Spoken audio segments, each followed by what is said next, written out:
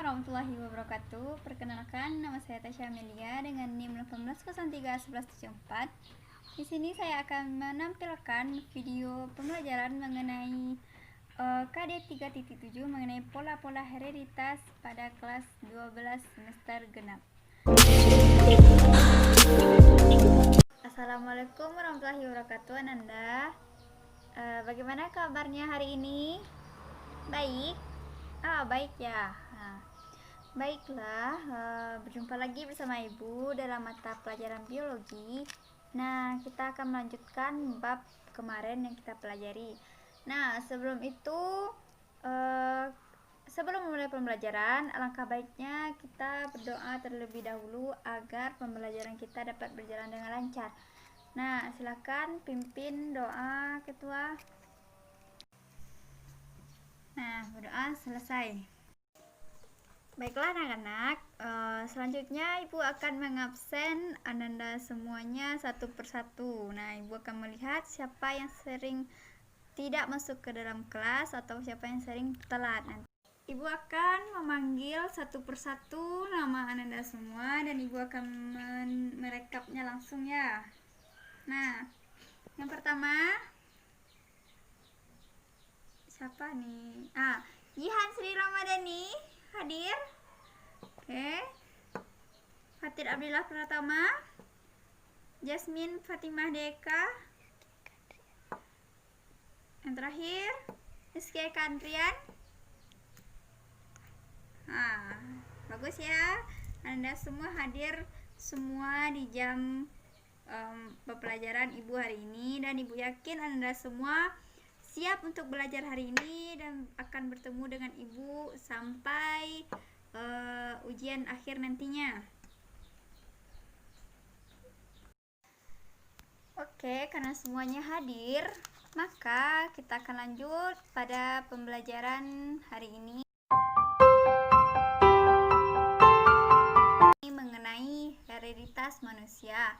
Nah, materinya kita akan bahas mengenai pola-pola hereditas manusia. Nah, tujuan dari pembelajaran kita hari ini ialah pola-pola hereditas manusia itu mencakup 3 bagian. Yang pertama ada jenis kelamin pada manusia, kemudian pembagian golongan darah pada manusia, dan yang terakhir mengenai penyakit menurun pada manusia.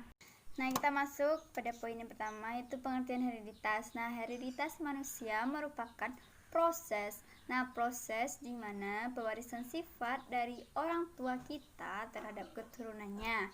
Nah, pewarisan sifat ini baik melalui warna rambut, bentuk hidung, maupun warna kulit. Nah, ini kita bahas mengenai hereditas manusia. Ibu akan ulang kembali mengenai yang pertama, itu kita akan bahas mengenai pengertian. Nah, tadi sudah Ibu jelaskan bahwa pengertian dari hereditas manusia itu ialah proses pewarisan sifat. Nah, pewarisan sifat baik sifat fisik maupun yang lainnya dari orang tua kepada keturunannya. Nah, kemudian sifat ini contohnya yaitu ada warna rambut, warna kulit, serta bentuk hidung. Nah, kemudian ada pula variasi sifat dari hereditas manusia ini. Yang pertama ada sifat fisik. Nah, sifat fisik ini yang terlihat pada bagian tubuh kita. Yang pertama itu contohnya ialah postur tubuh. Misalnya ayah kita memiliki postur tubuh yang tinggi, maka berkemungkinan kita memiliki postur yang tinggi juga. Nah, bentuk hidung. Nah, bentuk hidung ada yang mancung, ada yang pusat. Nah, itu seperti yang tubuh tadi bisa melalui diturunkan nanti dari orang tua pada hidungnya. Kemudian sifat fisiologis. Nah, sifat fisiologis ini contohnya itu metabolisme tubuh, fungsi alat tubuh. Nah, kemudian sistem psikologis bisa saja seperti perwatakan. Nah, perwatakan ini jika salah satu dari orang tua kita memiliki watak yang keras, bisa saja kita memiliki sifat yang keras juga. Kemudian IQ. Nah, IQ ini ada yang tinggi, sedang, dan rendah. Nah, jika orang tua kita memiliki IQ yang sedang, maka berkemungkinan kita juga akan memiliki IQ yang sedang. Nah, pembahasan selanjutnya kita masuk kepada peta silsilah keluarga. Nah, peta silsilah keluarga itu merupakan diagram yang menunjukkan penurunan karakter-karakter tertentu atau sifat tertentu dari nenek moyang atau leluhur kepada keturunannya. Nah, misalnya bagan seperti ini. Orang tua kita, ayah dan ibu, kemudian akan melahirkan 3 orang anak, yang ada 1 orang wanita dan 2 laki-laki. Nah, namun kita dapat melihat salah satu dari anak orang tua kita memiliki penyakit keturunan, kita anggap saja seperti hemofili. Nah, kita akan bisa menemukan siapa pembawa dari hemofili ini melalui peta silsilah yang nanti akan kita lihat bagannya ke atas. Misalnya ini diturunkan dari ibunya itu sebagai pembawa. Nah, ibunya ini didapatkan dari siapa? Nah, bisa kita lihat. Nah, kemudian adapun manfaat dari peta silsilah ini, yang pertama itu menghindari perkawinan dari penyakit keturunan, kemudian mempertahankan sifat unggul keluarga. Nah, yang ketiga, memperhatikan mutu genetik keluarga. Nah, sampai di sini ada yang ingin ditanyakan? Jika tidak, silakan Anda catat dan Ibu beri waktu 5 menit. Baiklah anak-anak, karena tadi sudah selesai mencatat, jadi kita masuk kepada materi selanjutnya. Selanjutnya kita masuk kepada pola hereditas. Yang pertama itu mengenai jenis kelamin. Nah, pada manusia, seseorang yang berjenis kelamin perempuan itu akan memiliki kromosom kelamin yang terdiri atas sepasang kromosom X. Sedangkan seseorang yang berjenis kelamin laki-laki, ia akan memiliki kromosom kelamin yang terdiri dari 1 kromosom X dan 1 kromosom Y. Jadi kromosom pada seseorang yang berjenis kelamin perempuan, ia akan memiliki kromosom dengan kromosom XX, sementara pada laki-laki akan memiliki kromosom kelamin terdiri dari XY. Nah, nanti akan diturunkan kepada anaknya sehingga menghasilkan anak perempuan atau laki-laki. Di mana L itu merupakan kemunculan laki-laki. Nah, nilainya itu setengah. Kemudian P itu ialah kemunculan perempuan, sama nilainya setengah, dan N itu merupakan jumlah anak yang diharapkan. Nah, kita masuk pada contoh.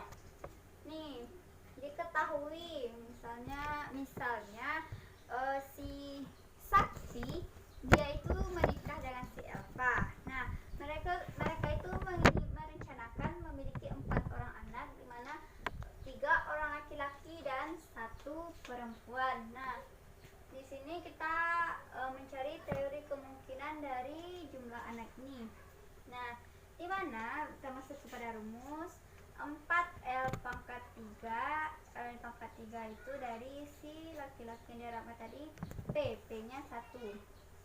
Jadi P kali setengah pangkat 3 dikali setengah. Nah, P udah dicari ini dapat 4 kali 1/16. Nah, jadikan ke persen, 4/16 kali 100%. Jadi hasilnya yaitu 21%. Nah, jika Anda ada yang diragukan dari contoh soal ini, silahkan bertanya nanti. Kita lanjut kepada materi pola hereditas mengenai golongan darah. Nah, golongan darah, kita sering mendengar istilah golongan darah. Nah, mengapa kita perlu membahas mengenai golongan darah ini dan kenapa masuk ke dalam hereditas? Nah, golongan darah kita peroleh dari orang tua kita. Nah, salah satu kegunaannya ialah saat kita melakukan transfusi darah. Nah, kita tidak akan mungkin melakukan transfusi darah kepada golongan darah yang tidak sesuai dengan golongan darah kita. Nah, nanti jika salah, maka darah itu nantinya akan menggumpal. Nah, golongan darah ini disebut juga dengan alela ganda. Nah, di mana alela ganda itu merupakan golongan darah yang memiliki pasangan gennya itu lebih dari 1. Nah, sistem yang dikenal. Yang pertama itu ada sistem ABO, kemudian ada sistem Rhesus, dan ada sistem MN. Nah, kita masuk kepada sistem ABO, di mana sistem ABO ini yang sering kita dengar itu terdiri dari dari golongan darah A, B, AB, dan O. Nah, kita masuk. Nah, selanjutnya gen yang menentukan golongan darah manusia itu ada 3 gen. Yang pertama ada disebut dengan IA, di mana dia itu mengkode golongan darah A. Kemudian ada IB, yaitu mengkode golongan darah B, dan IO dia mengkode golongan darah O. Nah, kita masuk kepada tabel. Di sini ada tabel sistem ABO. Nah, ada fenotip, genotip, homozigot, heterozigot, aglutinogen, dan aglutinin. Nah, ini fenotipnya itu golongan darah itu A, B, dan AB, dan O. Nah, ini ada genotipnya. Kalau A, IA, IA, B, IB, IB. Nah, AB tidak ada, O, I, dan O, IO, IO. Nah, heterozigotnya itu kalau fenotip A itu terdiri dari IA, IO, B, IB, IO, AB, IA, IB, dan O tidak ada. Nah, begitu juga sampai seterusnya sampai aglutinin, yaitu aglutinogennya yaitu A, kalau BB, AB, A, B, sedangkan O tidak ada. Kemudian aglutinin, genotip dari A itu A beta, kalau B alfa, AB tidak ada, dan O alfa beta. Pada sistem MN ini dia akan terdiri dari 3 macam antigen. Yang pertama itu M, N, dan MN. Nah, jika ini salah satunya ditransfusikan, maka itu tidak akan membentuk zat aglutinin yang jika ditransfusikan ke golongan darah lain maka tidak akan menimbulkan gangguan. Nah, masuk kepada tabel. Ini tabel sistem MN. Ada fenotip, genotip, dan kemungkinan sel gamet. Nah, fenotipnya M, N, dan N. Nah, ini genotipnya jika M itu IM, sedangkan N itu IN, dan OM tadi kemungkinan sel gametnya pasti IM, ini IN, kemudian MN itu terdiri dari 2 genotip IM dan IN. Nah, sel gamet yang kemungkinan diperoleh itu IM dan IN. Nah, masuk kepada contoh, yaitu jika seorang wanita yang bergolongan darah N dia menikah dengan pria golongan darah MN, maka apa kemungkinan darah yang diperoleh oleh keturunannya. Nah, kita masuk pada pembahasan. Yang pertama itu N tadi yaitu golongan darah N. Nah, jadi genotipnya yaitu IN dihilangkan dengan genotip MN yaitu IN. Nah, ini genotipnya menghasilkan IN, kemudian ini IM. Nah, maka F1 ini diperoleh yaitu adalah 50 banding 50, di mana sama-sama menghasilkan IN, dan yang satu lagi akan menghasilkan IN. Sistem yang ketiga yaitu sistem Rhesus. Nah, sistem Rhesus ini berdasarkan kepada ada tidaknya antigen atau Rhesus yang ada di dalam tubuh kita. Nah, terdiri dari 2 macam, ada yang positif dan ada yang negatif. Nah, kita masuk ke dalam tabel. Yang pertama ada fenotipnya, Rhesus positif dan negatif, kemudian ada genotip. Kalau positif yaitu dia akan memiliki genotip yang homozigot dan heterozigot. Nah, gametnya itu IRH dan IRH yang besar satu, RH yang kecil satu. Kemudian kalau negatif dia akan menghasilkan genotip yang homozigot. Maka gamet yang dihasilkan itu IRH. Nah, kita masuk kepada materi yang terakhir yaitu penyakit menurun pada manusia. Nah, karakteristik kelainan yang diwariskan oleh kedua orang tua diantaranya yaitu penyakit itu tidak dapat disembuhkan, kemudian dibawa oleh gen yang bersifat resesif, kemudian tidak menular, dan dapat diusahakan agar dapat terhindar. Nah, penyakit menurun ini dapat diwariskan melalui dua hal, yaitu pertama itu ada sifat yang terpaut kromosom seks yang disebut dengan gonosom, dan sifat yang terpaut kromosom tubuh atau autosom. Nah, kita masuk pada yang pertama, yaitu penyakit menurun yang tidak terpaut seks atau disebut dengan autosom. Nah, yang pertama itu ada albino. Albino merupakan penyakit pada tubuh seseorang yang tidak mampu memproduksi pigmen melanin yang nantinya menyebabkan kulit kita itu akan menjadi putih semuanya. Nah, kemudian ada juga gangguan mental. Kemudian brachydactyly, jari-jarinya itu pendek karena tulang falangesnya itu pendek. Nah, kemudian ada polydactyly. Nah, kelebihan jari, misalnya jadi kita 6, maka dia akan mempunyai jadi 6 atau 7. Nah, kemudian ada thalassemia, yaitu rendahnya kemampuan untuk pembentukan hemoglobin. Kemudian penyakit menurun yang terpaut seks atau gonosom, ada buta warna. Nah, buta warna itu menyebabkan seseorang tidak bisa melihat atau membedakan suatu warna. Nah, kemudian hemofili. Nah, hemofili ini merupakan penyakit keturunan yang mengakibatkan darah seseorang sukar membeku. Nah, jadi sampai di sini Ibu membahas materi, kemudian akan lanjutkan minggu depan. Nah, mengenai penyakit menurun.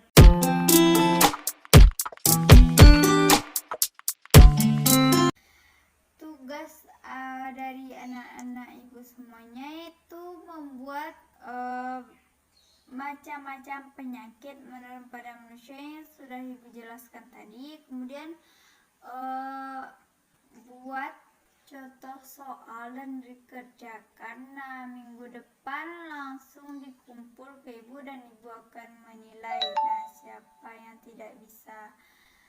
tidak mengerjakannya, maka tidak boleh masuk ke dalam kelas. Nah, baiklah Anda semuanya, maaf apabila ada kesalahan kata dari awal, maaf apabila masih banyak materi yang tidak dipahami. Jika masih ada pertanyaan bisa ditanyakan nanti atau minggu depan. Nah, untuk itu Ibu ucapkan terima kasih atas perhatiannya. Assalamualaikum warahmatullahi wabarakatuh.